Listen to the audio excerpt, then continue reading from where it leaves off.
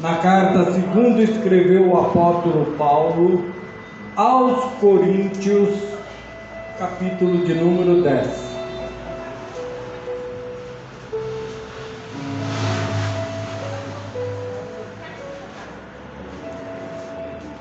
Carta segunda escreveu o apóstolo Paulo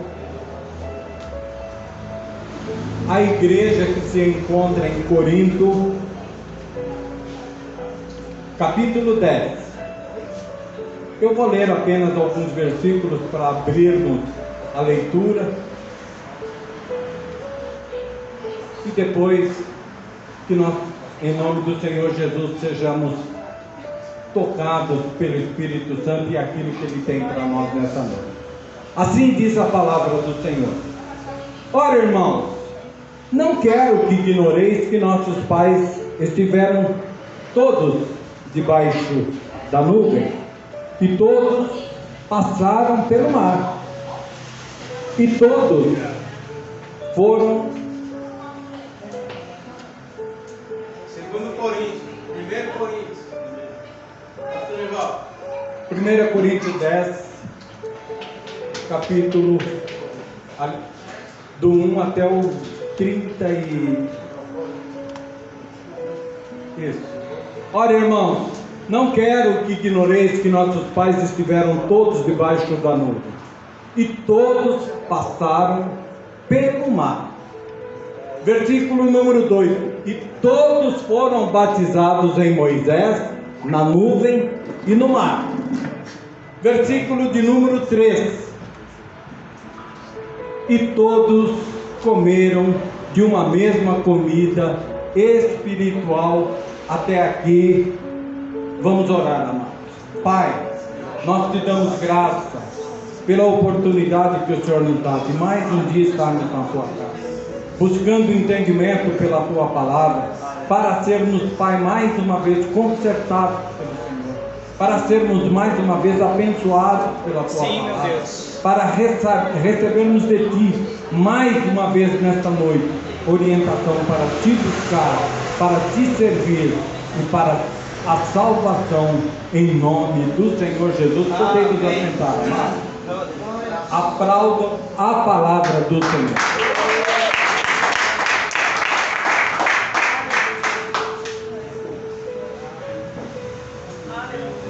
Amém.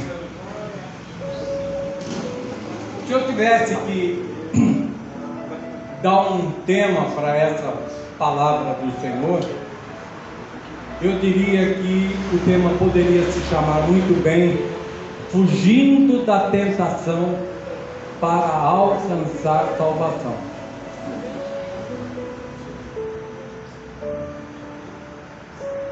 Eu vou repetir: fugindo da tentação para alcançar salvação.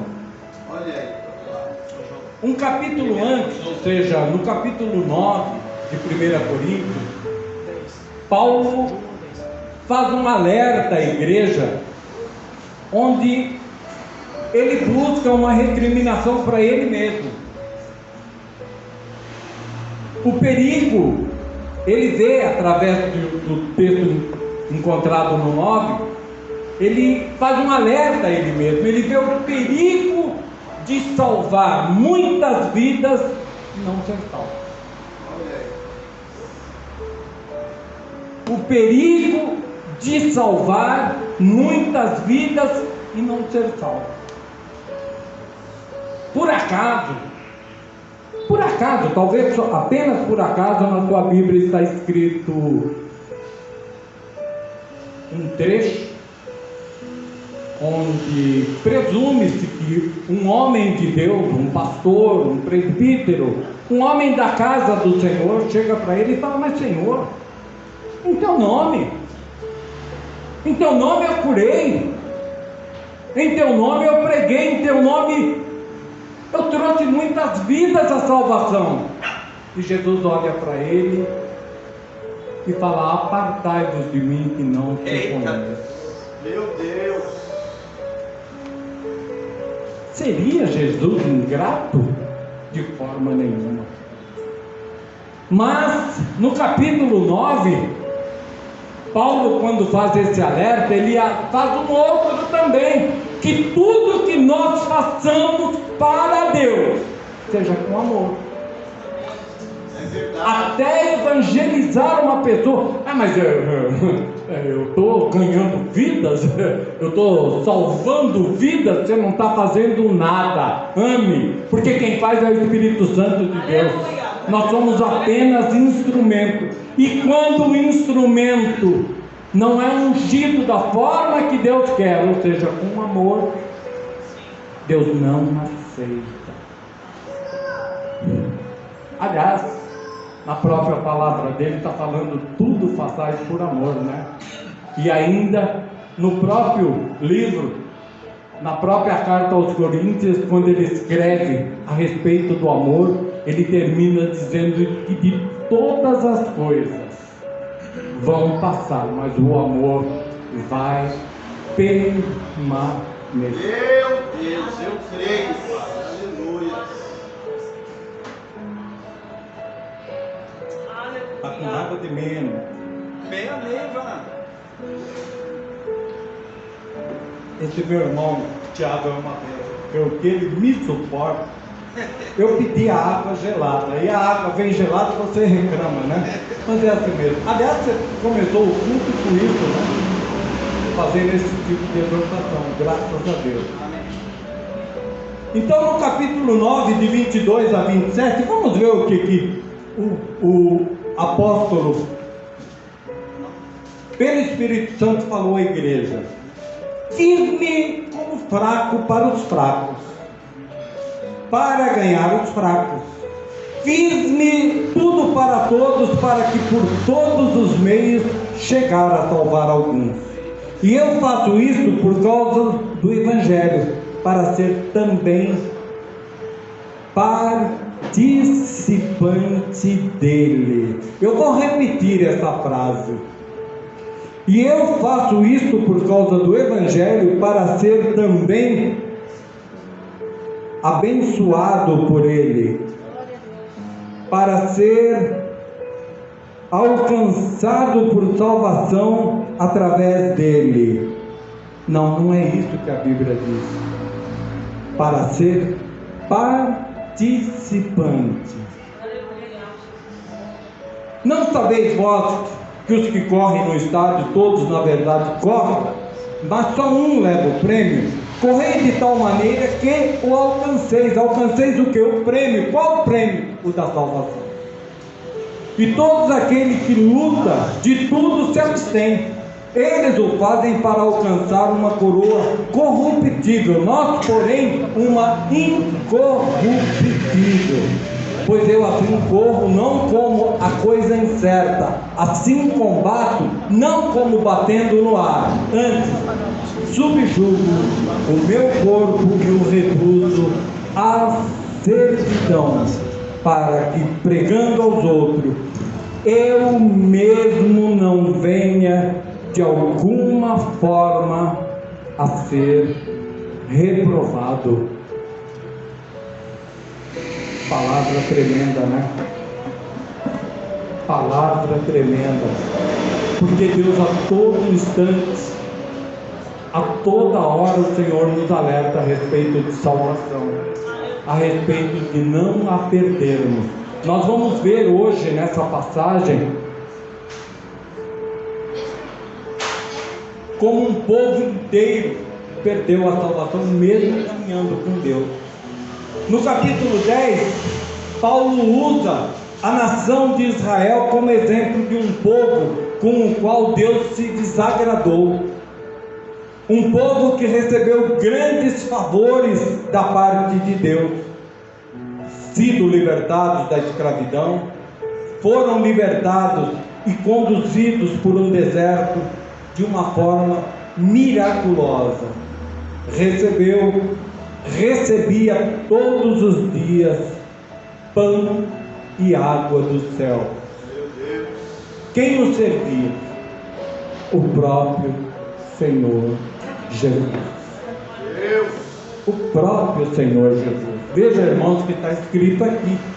Ora, irmãos, não quero que ignoreis que nossos pais Ainda bem que é os pais dos judeus, né, irmão?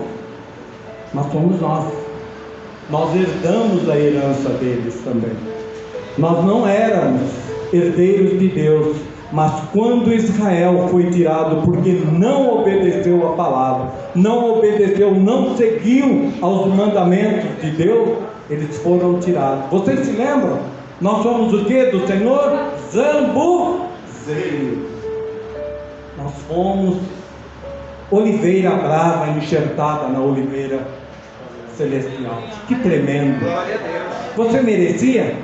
Não. Você merecia? Não. A missionária merecia. A missionária merecia.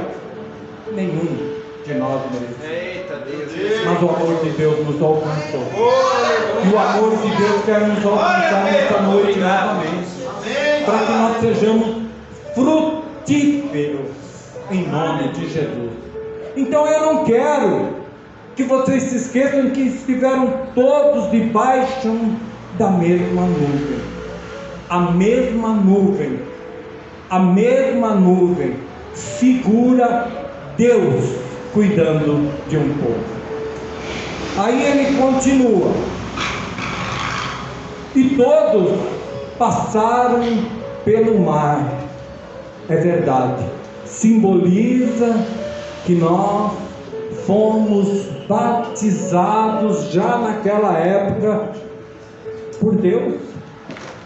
Irmãos, lembrem-se que eu estou falando simboliza, figuras, porque essa palavra toda que nós vamos ler hoje, ela fala de figuras que nos lembram, figuras que estiveram com os nossos pais no deserto. Irmãos, todos olhem para cá, por favor. Todos olhem para cá. O que é isso? Podem falar, irmãos. Eu vou perguntar novamente. O que é isso? Coração. Não. Isso não é um coração. Isso não é um coração. Mas cada vez que eu olho para isso, eu lembro de um coração. Porque é uma figura de coração. Toda essa palavra de hoje é uma figura do que os nossos pais aprenderam no deserto, mas não viveram. Eita Deus, aleluia. Jesus. Glória a Deus. Foram batizados e todos foram batizados em Moisés. Pastor, nós não servimos a Jesus, nós não buscamos a Jesus. Por que Deus começou a libertação desse povo com Moisés? Moisés foi um condutor, Moisés foi um servo. Assim como eu e você devemos ser condutores e servos para Deus. Foi um homem a qual a misericórdia de Deus alcançou desde o seu nascimento, porque Deus já tinha uma missão preparada para Moisés. E ele continua dizendo: e todos foram batizados em Moisés, na nuvem e no mar. Moisés figura Jesus. Moisés figura, Moisés lembra Jesus, porque através de Jesus, Deus deu a salvação a todos quanto receberam. Através da vida de Moisés, Deus mostrava Jesus já naquela época. Nós vamos ver coisas maravilhosas nessa noite, escritas pela palavra de Deus, simbolizando Jesus. A nuvem já era Deus, que até hoje continua nos guardando, que até hoje continua nos abençoando. Mas e todos comeram de um mesmo manjar espiritual. Irmãos, é tremendo essa passagem. Cada vez que eu leio essa passagem, eu me emociono. Porque o maná foi um tipo de sustento que só teve para o povo de Deus enquanto eles atravessavam o deserto. Nunca havia caído o maná do céu na terra. Nunca. E só durante o período em que eles atravessaram para chegar à terra prometida. Mudou a terra prometida? Não. Hoje também Deus tem um local prometido para nós. Vejam que todas as figuras lá de trás, elas nos lembram hoje. A salvação hoje é a terra prometida. Glória a Deus. Amém. Glórias a Deus. E todos comeram de um mesmo maná espiritual. Então, lembrando, Moisés tipificava Jesus. A nuvem tipificava o cuidado de Deus para aquele povo. E o mar tipificava o batismo já naquela época. E beberam todos de uma mesma bebida espiritual, porque bebiam da pedra espiritual que os seguia, e a pedra era Cristo. Eu aplaudiria a palavra do Senhor. Glória a Deus. Eu aplaudiria porque é um Deus tão grande, tão maravilhoso, Criador de todas as coisas, se humilhou para ser pedra, rocha, para sustentar um povo. Mas Deus não se agradou da maior parte deles, pelo que... Não, eu não vou deixar de falar dessa pedra espiritual, não. Você não precisa abrir, mas põe aí para mim. Números 20, 11 e 12.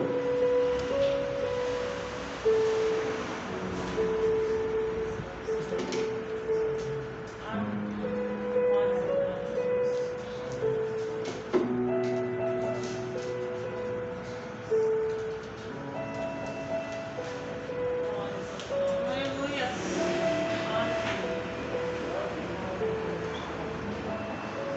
Você pode voltar 20, a partir do 7, 27. E o Senhor falou a Moisés dizendo, 8, toma a vara. Pastor, peraí, Deus já tinha dado uma vara para Moisés. Por que Deus fala, toma a vara? Porque não era aquela vara que Deus havia dado para Moisés tirar o povo do Egito, sabia disso? Aquela vara, Deus deu para Moisés o poder de fazer coisas tremendas através daquela vara. Biblicamente, Moisés tinha a justiça de Deus na mão. Ele abriu o mar vermelho, ele fez prodígios com aquela vara. Mas por isso Deus falou, toma a vara e ajunta a congregação. Pastor, que vara é essa? Era a vara de Arão, que tinha sido guardada. Lembrem-se que quando a vara foi guardada junto com outras, para que Deus fizesse saber quem seria Arão para ele no ministério, foram colocadas outras varas, e nós sabemos que apenas a vara de Arão floresceu. Eu vou chamar a atenção de vocês. Apenas a vara de Arão floresceu, e ela era uma vara seca, morta, simbolizando Jesus.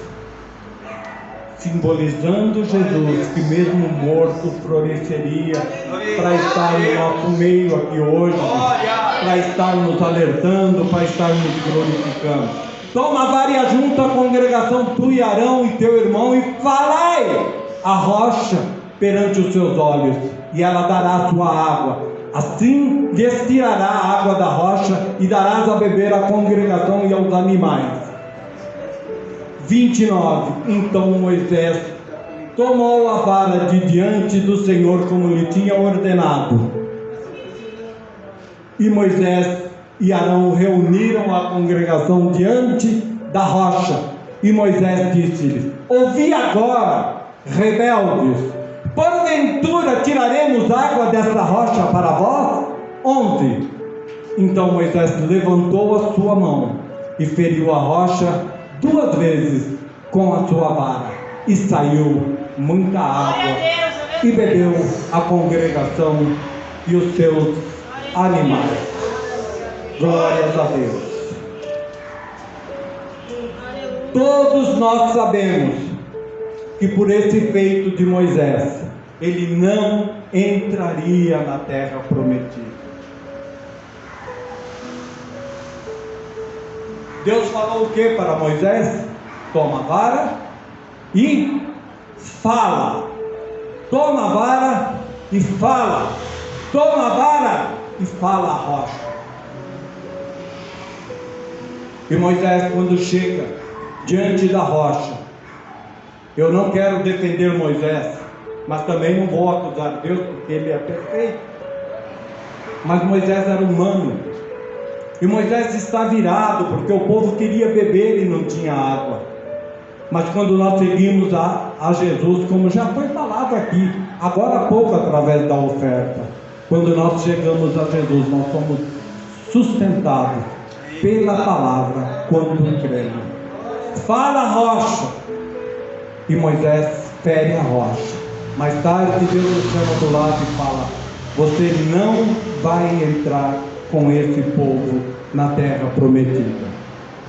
Moisés perdeu a salvação? Não, não perdeu a salvação, mas ele pagou um preço por agir errado diante de Deus. Então nós vemos aqui que todos beberam da mesma bebida espiritual, porque bebiam da pedra espiritual. Jesus se fez rocha para que esse povo não passasse sede. Ele se fez pão, e todas as manhãs ele descia do céu, e ele mesmo, quando esteve na terra, fez questão de falar: os seus pais comeram um pão no deserto e morreram, mas eu sou o pão que desci do céu, e aquele que comer deste pão, desta carne, nunca terá fome, nunca morrerá. Aleluia, aleluia. Mas Deus não se agradou da maior parte deles, pois que foram prostrados no deserto. E estas coisas foram-nos feitas em figura. Estas coisas foram-nos feitas em figuras. Estas coisas foram-nos feitas em figuras, para que não cobicemos as coisas más como eles cobiçaram. Não é mérito meu, não estou chamando a atenção para isso. Mas quando eu fui chamado por Deus, eu falei para Deus que eu queria pregar que nem tal pastor. Eu quero pregar que nem o pastor Jefferson. Eu quero pregar que nem a pastora Ana Paula. Eu quero pregar que nem a missionária. Eu quero pregar que nem o pastor tal. E vocês acham que Deus respondeu na mesma hora para mim? Seria muita petulância da minha parte. Mas pela palavra, numa visão, Deus me respondeu uma noite, que Ele me usaria como Ele quisesse. Aleluia! Mas que eu pregasse a palavra. E eu entendi que pregar a palavra, porque Jesus não dançava, Jesus não gesticulava, Jesus não fazia nada de anormal quando Ele falava da palavra. Ele só tinha autoridade que eu não tenho, Ele só tinha a graça que eu não tenho, Ele só tinha o conhecimento que eu não tinha, mas Ele falava com autoridade, ensinando as pessoas. Ele deixou um exemplo. Eu não preciso pular, eu não preciso falar em línguas estranhas, eu não preciso mostrar sinais e prodígios, porque a palavra de Deus é viva. E ela por si só, ela produz vida. E estas coisas foram feitas em figura para que não cobicemos as coisas más como eles cobiçaram. Não vos façais, pois, idólatras, como algum deles. Conforme está escrito, o povo assentou-se a comer e a beber e levantou-se para folgar. E nós não nos prostituamos como alguns deles fizeram, e caíram num só dia 23.000 pessoas mortas. É engraçado que muitas vezes a gente lê certas passagens e a gente até se escandaliza. Eu falo por mim, amém? Por não ter entendimento. Mas aquele que está em Cristo tem o quê? A vida eterna. Quem não está em Cristo tem a morte eterna. Quando o povo viu que Moisés saiu para estar com Deus no Monte Horebe, o povo pediu um bezerro de ouro, fez um bezerro de ouro e começou ali a idolatria. Mas infelizmente a idolatria não terminou ali. A idolatria está aqui ainda no nosso meio, nos nossos dias. E a palavra do Senhor, quando Ele me lembrou, quando Ele me chamou que eu pregasse essa palavra, um dos itens que mais me saltou o coração através do Espírito Santo foi essa palavra: idolatria. Pastor, eu não sou idólatra. Não. Tem certeza? Eu estou pregando a homens e mulheres maduros. Aleluia. Homens e mulheres que estão acostumados a ouvir a palavra. Será que nunca você guardou um dólarzinho na carteira como sinônimo de bênção? Será que nunca você carregou uma cruz, uma medalhinha no pescoço?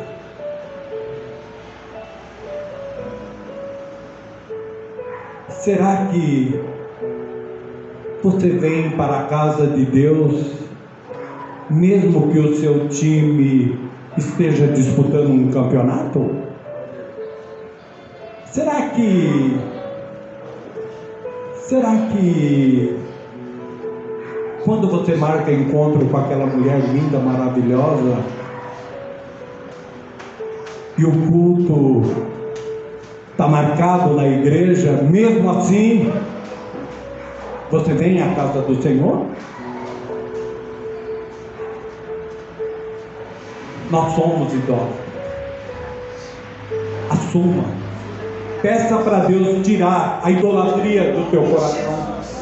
Não seja hipócrita dizendo que você não é, porque eu sou. Não quero, mas faço às vezes gestos e caminho com idolatrias que não agradam a Deus, e eu preciso tirá-las. Eu preciso. Nós achamos que idolatria é apenas isso, é uma imagem de santo, de santa. Não!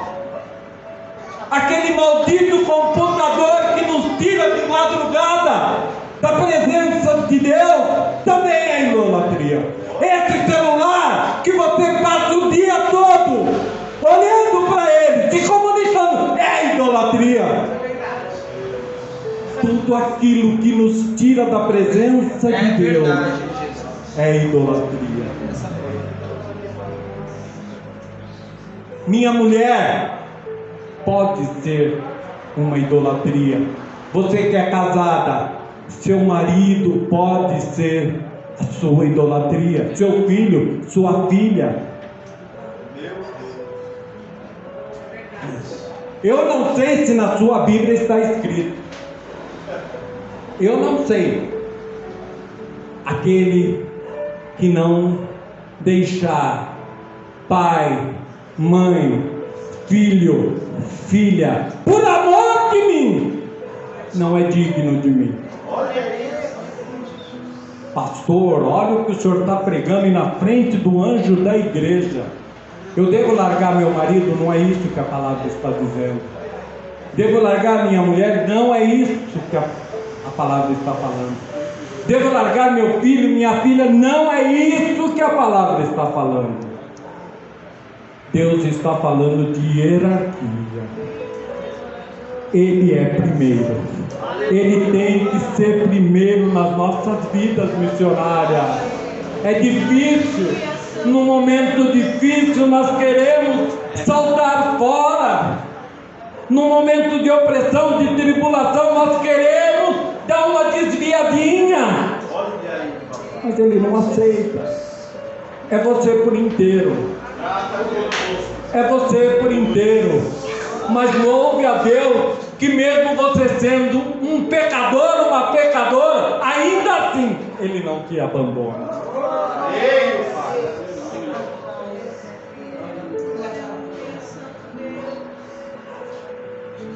Foram conduzidos no deserto de uma forma miraculosa. Recebiam pão e água do próprio Deus, do próprio céu. O próprio Jesus os servia. Mesmo assim, pereceram, porque ao invés de se alegrarem, se regozijarem nas bênçãos, constantemente cobiçavam as coisas más, como está aqui no versículo do número 6. E essas coisas foram-nos feitas em figura, para que não cobicemos as coisas más, como eles cobiçaram. E, mesmo assim, pereceram no deserto, porque ao invés de se regozijarem, buscavam as coisas más. Mas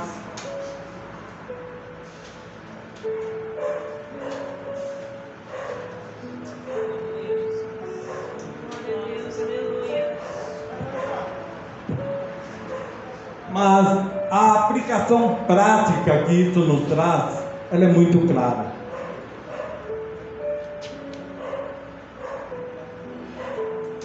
Cristo veio e viveu no meio do seu povo. Que povo? O povo escolhido por Ele. E Jesus se fez carne e habitou no meio do seu povo. Fez sinais, fez maravilhas, pregou, curou, ressuscitou, abençoou, salvou, deu vista aos cegos, fez o coxo andar, fez milhares de sinais. E depois de tudo isso, ele foi trocado por um criminoso. Meu Deus. E depois de tudo isso, ele foi trocado por um criminoso. Nós estávamos lá. Nós estávamos lá. A nossa índole má, o nosso coração duro, já estava naquele momento diante de Pilatos, quando ele faz a clássica pergunta: vocês querem que eu salve Jesus? Não. Crucifica-o. Solta Barrabás. E Pilatos mais uma vez pergunta: vocês não, isso não é escrito na Bíblia, mas foi o que ele deu a entender. Vocês têm certeza que vocês querem Barrabás e não Jesus? Sim, solta Barrabás e crucifica Jesus.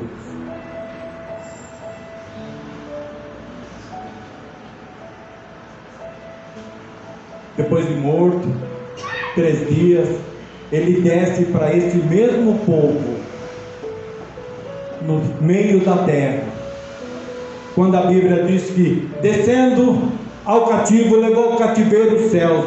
Ele desceu e falou para aqueles povos que caminhou, que durante anos, Moisés, depois de Moisés, depois dos reis, todo esse povo, Jesus falou para ele: aqueles que me seguiram, ainda que debaixo da lei, agora alcançarão a salvação. Glórias a Deus. E não, e nós. E agora o povo cristão, nos dias do apóstolo Paulo, comia, bebia, se divertia nas festas dos ídolos, fazendo uso indiscriminado de sua liberdade. E aí entra o perigo da idolatria, porque nos cultos, eu não sei se você sabe, na cidade de Corinto havia uma deusa, onde os cultos dela tinha aproximadamente 1000 prostitutas. O culto da deusa Diana tinha mais ou menos 1000 prostitutas que se prostituíam com qualquer homem que as quisesse. Aquilo nunca deveria receber o nome de culto, mas eles davam o nome de culto. Aquilo era uma verdadeira orgia. E agora esses homens que Paulo e todos os nossos irmãos da igreja primitiva estavam ganhando para Cristo, levando um evangelho puro e genuíno, porque o verdadeiro evangelho era aquele que Paulo pregava quando ele dizia: não olhem para mim, olhem para a cruz, olhem para a cruz, olhem para a cruz, porque da cruz vem salvação. O perigo de se enfraquecer, de cometer falta de um contra o irmão, já existia naquela época. E Paulo, nesse Coríntios 10, ele vai também falar disso, que eu tenho que morrer pela vida do meu irmão.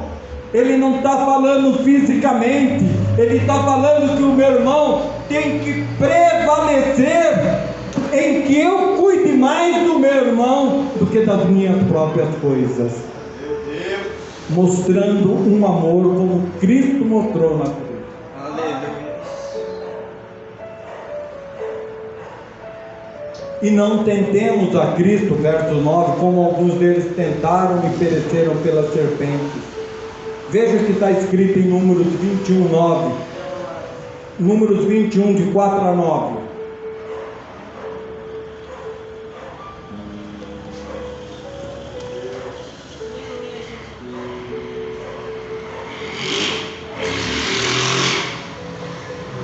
Então rodearam a terra pelo caminho do Mar Vermelho. A rodear a terra de Edom, porém a alma do povo angustiou-se naquele caminho. E o povo falou contra Deus e contra Moisés: por que nos fizeste subir do Egito para que morrêssemos nesse deserto? Pois aqui nem pão nem água há, e a nossa alma tem fastio, nojo deste pão tão vil. A nossa alma tem fastio, tem nojo desse pão tão vil. Então o Senhor mandou entre o povo serpentes ardentes que picaram o povo e morreu muita gente em Israel. Por isso o povo veio a Moisés e disse: havemos pecado, porquanto temos falado contra o Senhor e contra ti. Ore ao Senhor que tire de nós essa serpente. Então Moisés orou pelo povo. E disse o Senhor a Moisés: faze-te uma serpente ardente, e põe-na sobre uma haste, e será que viverá todo que sendo picado olhar para ela. Eu disse que esse culto seria feito à forma de figura. A figura da serpente simbolizava o mal, numa haste, num madeiro. E Deus falou: você coloca uma figura de uma serpente no madeiro, como você vê em consultórios médicos, e será que todo aquele que olhar para o madeiro não morrerá. Eita Deus. Ainda hoje essa palavra se sustenta, porque todo aquele que olha para a cruz não morrerá. Oh, meu irmão, Aleluia, Jesus. a palavra de Deus é tremenda. Glória a Deus. Aleluia. O amor de Deus por nós é incalculável. Fastio, como me marca essa palavra? Nojo das coisas que Deus nos dá. Por isso que eu disse que nós somos idólatras. Quantas vezes nós murmuramos com as coisas que Deus continua nos dando hoje? Ou você acha que você é bom demais porque você tem um trabalho? Mas se Deus não te levanta de manhã, se o teu corpo não tiver saúde, você não levanta. É dessa maneira. Ou você se acha bom demais porque você é engenheiro, mas quem te deu ciência, conhecimento, foi Deus. Porque tem muitos que são nerdos da cabeça. E não murmurei, como também alguns deles murmuraram e pereceram pelo destruidor. Ora, tudo isto lhes sobreveio como figuras e estão escritas para aviso nosso, para quem já são chegados os fins dos séculos. Aquele, pois, que cuida estar em pé, olhe que não caia. Não veio sobre vós tentação, senão humana. Mas eu já corto esse versículo no meio. Se não veio tentação, elas virão. Se ainda não veio tentação, elas virão. Sabe por quê? Porque eu, a missionária, o pastor Jefferson, a pastora Ana Paula, nós temos que ser aprovados. Nós temos que passar pelo buril de Deus, pelo fogo do Senhor. Ah! Eu não esqueci de vocês não. É que eu não sei o nome de todos. Todos nós passaremos. Todos nós passaremos por esse fogo que consome diante do Senhor.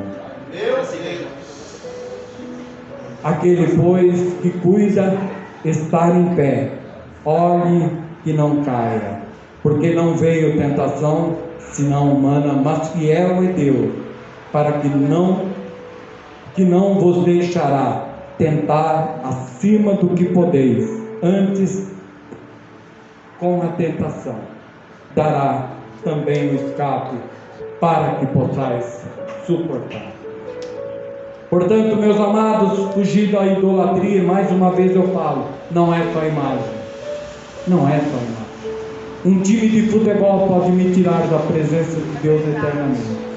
Uma mulher, um homem, um dinheiro, uma coisa que eu eleve acima de Deus, pode me fazer perder a salvação. Talvez como o Tiago, que já falou para mim que ele tem uma voz privilegiada. Eu canto muito. Estou brincando. Estou brincando, eu brinco demais com esse irmão. Porque eu tenho visto as bênçãos que Deus tem feito na vida dele. Nenhum de nós é privilegiado, irmão. Todos nós temos tribulações. Todos nós temos tentações. Mas eu louvo a Deus. Mesmo que você não veja, tem um aí do teu lado. Ele está dentro de você, te fortalecendo nesse momento, para que mesmo que você caia, Ele te levante.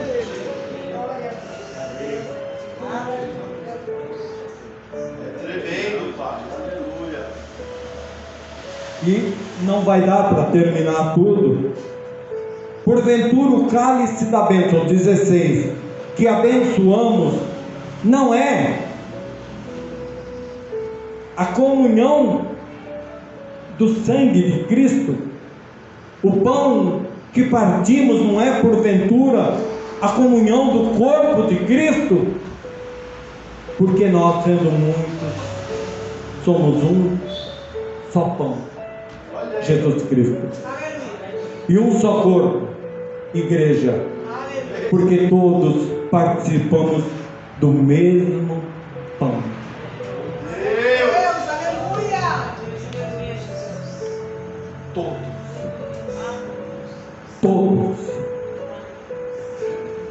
Todos, né, missionário? Somos tão imperfeitos que se nós pudéssemos julgar a nós mesmos, ao nosso corpo, o que é mais importante em mim? A fala. Não, é os olhos.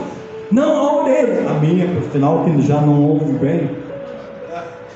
É minha mão. É meu pé que eu posso caminhar. Mas aquela unha do teu dedinho mindinho, quando você toca em algo que você não quer, ela dói. Aquele pelo que às vezes você puxa do corpo, ele dói. Por que Deus está colocando essas coisas na minha boca?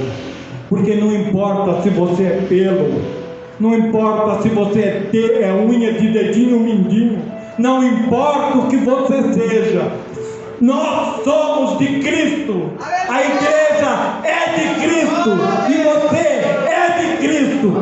E portanto, irmão, assuma o lugar em Cristo onde Ele te colocou para a salvação. Para a salvação. Nós somos de Cristo. Ainda que o mundo a cada instante nos esbofeteie, ainda que no mundo nós não tenhamos valor nenhum, você é a menina dos olhos do Senhor. Você é pedra tão preciosa que Ele não te deixa. Se você é, ou se você foi uma das ovelhas que se desviou, Ele largou as 99 e foi atrás de você. Por isso que hoje você está aqui no redil de Cristo para ouvir essa palavra e para que Jesus seja o ápice na sua vida, seja o mais importante na sua vida, independente de onde você vá, independente dos momentos em que nós frasquejamos, Cristo é contigo.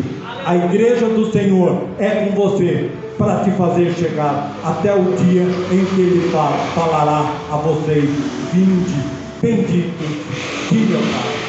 Que Deus abençoe a sua vida, que Deus abençoe essa palavra e que em nome do Senhor Jesus nós possamos prosseguir nessa caminhada. Eu aplaudiria a palavra do Senhor.